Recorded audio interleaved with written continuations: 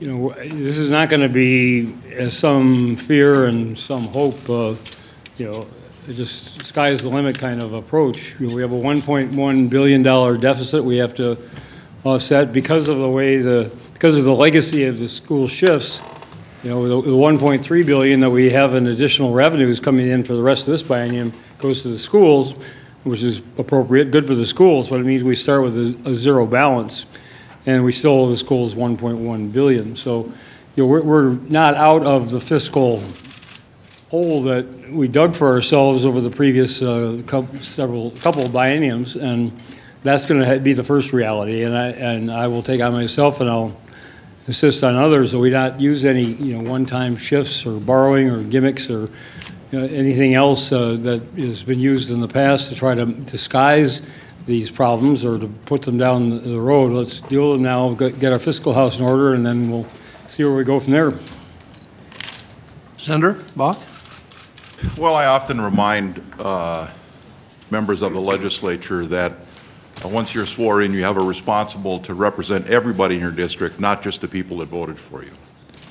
And they soon will learn that there's going to be very little money to do anything new. And I realize there's a lot of important subject areas that probably been grossly underfunded, things like early childhood spending. It's a great investment, but people are going to have to, I think, restrain themselves some.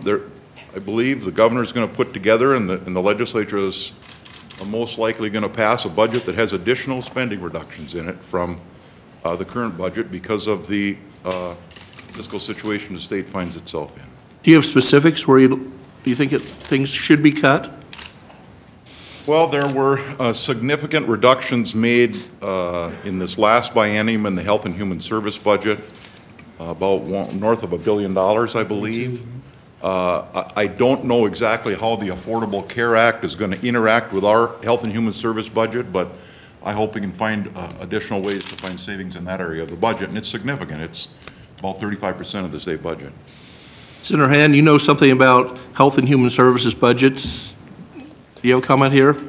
Well, I know our budget that we passed was about over $1 billion larger than the previous budget. I have a hard time characterizing that as a cut, but I guess that's the way the language is used these days. However, one thing I would say is, with respect to your general question, the thing I would just ask people to be mindful of is to look at the rate of economic growth of the economy, growth of revenues that are being produced by the economy, whatever that may be, and then look at the proposed growth in state spending. And I think that has been the fundamental problem that we've been faced with in this state, is that typically it's very, very easy for legislators to think of all the things that we can spend money on, and then we start proposing things, and our friends and outside groups come in and say, well, this would be good, and this would be a nice thing, and next thing you know, you're looking at 10, 15, 20% growth in spending. But I have yet to see a revenue structure that will yield consistently year after year that level of revenue. And so my question is, when we get to the point of proposing budgets, to look at the rate of growth in spending as opposed to the rate of growth traditionally over the past decade or whatever it might be in the economy, and just see if they're in balance. People talk about balance. That should be the balance we look at. Representative Birthday Boy, how do you propose balancing serving your constituencies and not overreaching? Yeah, well, we've answered this overreaching question. I mean, it's been a theme that's been out there, and I think what I've said all along is that it depends on how you define overreaching, and if overreaching is going to be shying away from taking on the challenges that we've ignored for the last decade, like getting a structural budget deficit balance in place, then we're going to reach far on that, because that's what the people elected us. That's part of what the people elected us to do, is actually balance our budget once and for all. The thing that unites, the thing that I think unites the people that both voted for us, but to your question, the allied groups that are out there asking for things that they've seen over a decade of austerity, going away. The thing that unites all of that is this idea that we need to build an economy that's going to work for middle-class Minnesotans. That's what this last election was about. There were two very distinct economic theories put forward in this election, both nationally and here in the state of Minnesota. A theory the Republicans espouse and put forward in the last 2 years, which is this idea that the best way to build the economy is just to focus on the top folks, protect them, and let it trickle down to the rest of us, or an economic theory that's about building a strong middle class. And what that means is investing in education, that we talked about in the campaign trail. It means lowering property taxes. And again, this is not a question of that we're going to raise tax or lower tax. You know, we raise taxes. It's a choice among taxes about how we fund our government. But property taxes and investing in job creation. Those are the things we're going to put in. Of course, there's going to be I shouldn't say of course, I suppose, but I think there are going to be cuts, and whether it's reductions in the growth of spending or real cuts. That is going to be part of the budget that we put forth. I also imagine that there's going to be new revenue as part of the budget that is put forth, and I don't think Minnesotans will be surprised at that. Representative Dowd, as the only member of the panel who has not run for governor yet, what's your reaction to the rest? I think that for years we've heard that Minnesotans have appreciated divided government, and we have a long history of divided government in Minnesota.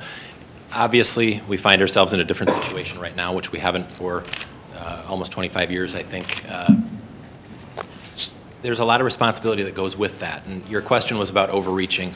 I think right now is not a time for looking beyond solving our current problems, and I've heard I'm alarmed by the amount of talk that we've already engaged in about what additional spending there might be.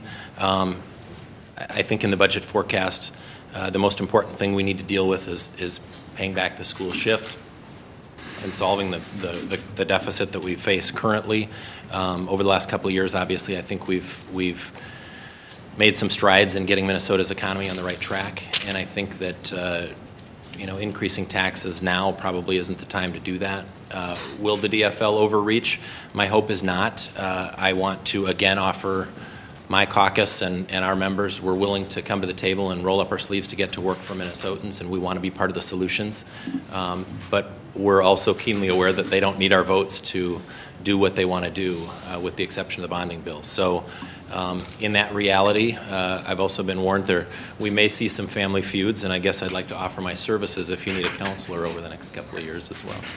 Governor? Well, Representative Dowd, most of the talk flying around about all these extravagant spending increases are coming from Republican emails for fundraising or political purposes. I've been labeled with the ASFE proposal, with the Transportation Task Force proposal, with a couple of others, and it's just not true. So I realize truth isn't going to necessarily stand in the way, but that's where most of this has been coming from. I just